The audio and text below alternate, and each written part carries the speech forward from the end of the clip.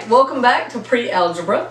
We're going to talk about order of operations. That's section 1.3, page 16 in your book, so you can go ahead and turn to it. Now, I told you in the very beginning in that introduction tape that what's wrong with math teaching, the reason why I had those honors juniors and seniors who didn't know any math, is because everything is taught like it's equally important. And remember I told you I will tell you when it's more important and when it's less important. And what you're learning today is less important.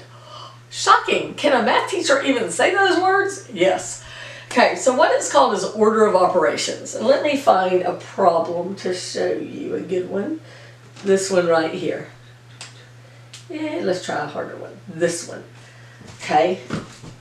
28 minus 63 divided by 7. Okay, so there's a problem, and we have a choice. Do we do the subtracting first, or the dividing first, or just whatever happens left to right?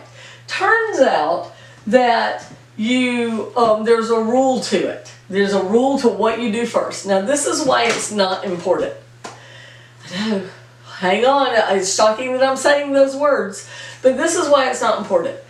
You won't get this problem in real life in algebra.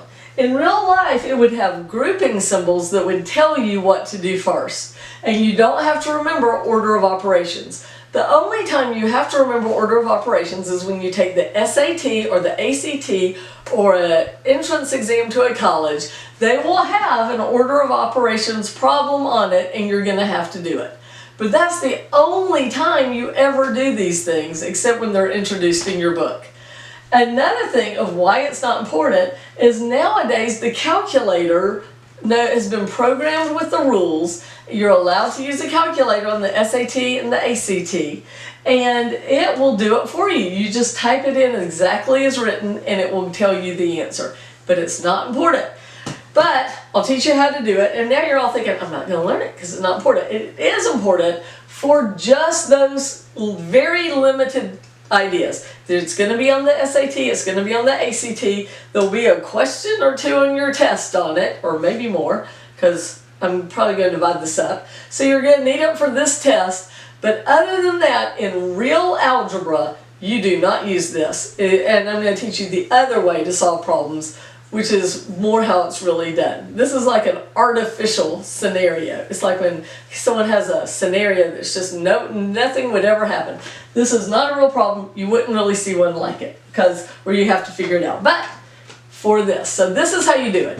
It is, please excuse my dear Aunt Sally, otherwise known as PEMDAS, but I like please excuse my dear Aunt Sally. So it used to be please my dear Aunt Sally, like you're begging, please, please, because they used to call exponents powers, but now they're called exponents. So how you do it is you start and look at, are there any parentheses? And if they are, you do what's in the parentheses first. Then you look to see if there's any exponents. And if there are, you do them next. Then multiplying and dividing go together left to right. So we go along, and the first thing we have is a dividing. 63 divided by 7 is 9. So we bring down, let's finish that out here.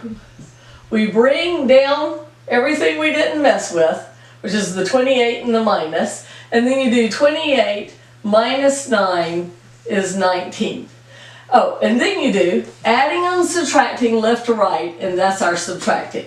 So that told us how to do that, just how you do it with order of operations. Now, I want you to get your calculator, and you should have a calculator, a TI-30 or a TI-84 or one of those others, and it should be able to do it for you if you type it in exactly. So I'm going to put 28 minus 63 divided by 7 equals, dun, dun, dun, 19. You're allowed to use this on the ACT and the SAT. So, and I would advise you to use it, because your calculator's not going to forget the rules. But right now we have to practice it, because we're in pre-algebra and we're going to learn it. All right? But Not one of the big important things in the general scheme of life. All right, so let's do another one. We'll go back, and I think this one is example 2. Example 1, too big to write on the board. We're going to do example 2. 2a is 8, beginning parentheses, 17 minus 2.3 in parentheses. All right, so should leave this up here. Please excuse my dear Aunt Sally. Okay, so what we do first is what's in the parentheses. 17 minus 2.3 is 14.7. Is that right? Let's see if I did it right. Yes, I did it right. Go me. Always cheer for yourself when you do it right. Okay, then we don't have any exponents, so next we multiply. So 8 times 14.7, don't know that in the top of my head, is 117.6. All right, let's do another one. It's really fancy. Let's do the next one on example 2. It's more fun with sound effects. Okay, it is 14 plus 6 over 12 minus 7. Now weirdly, a fraction bar is considered like a parentheses. So you do it first. It's called a grouping symbol. So it's parentheses and fraction bars, or what you do first. So that means we're going to do the 14 plus 6 equals 20 divided by 12 minus 7 is 5. Then we don't have any exponents. This means divide, so we're going to divide it. 20 divided by 5 is 4. But you can put these in your calculator and it would do it for you.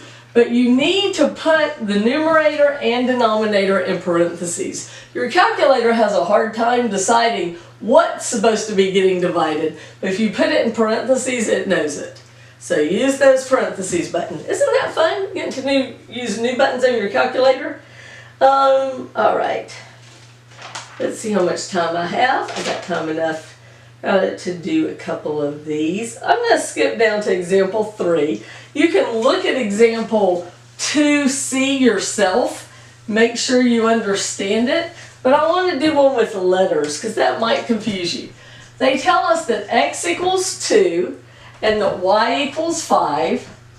And our problem is 4x plus y.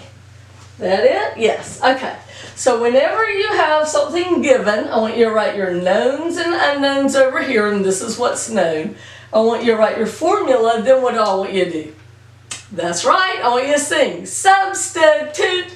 So, because we're going to substitute this into that. So 4, 2 plus 5. Now it's time for our order of operations. We're going to do what's in the parentheses first. So 4 times 7, 2 plus 5 is 7, equals, now we multiply, 28. Ta-da! We did it. Okay, let's try the next one. We still have the same x is 2, y is 5, and this time we have 3 times x plus y squared. So what do? Substitute. We sing. And then we do our adding. So we go with our parentheses first. 2 plus 5 is 7. Then we do our exponent. 7 times 7, or 7 squared is 49. So we have 3 times 49. Then we multiply. That's what's next. 3 times 50 is 150. But it's 3 left, so it should be 147. Did I do it right in my head? Yes, I did. Now, I don't want you to do math in your head though. I want to see your work. Some of y'all are used to doing math in your head. I want to see your work so I can know what you were thinking. And you just have a wrong answer, I don't know what you were thinking and I can't help you correct it. All right, let's see that one. Do I have enough time? No, I don't think I do. All right, so also study that word problem for example 4. Make sure you understand it. But we're probably not going to be doing any word problems in this section. It would be good for you to read it. All right, math is fun.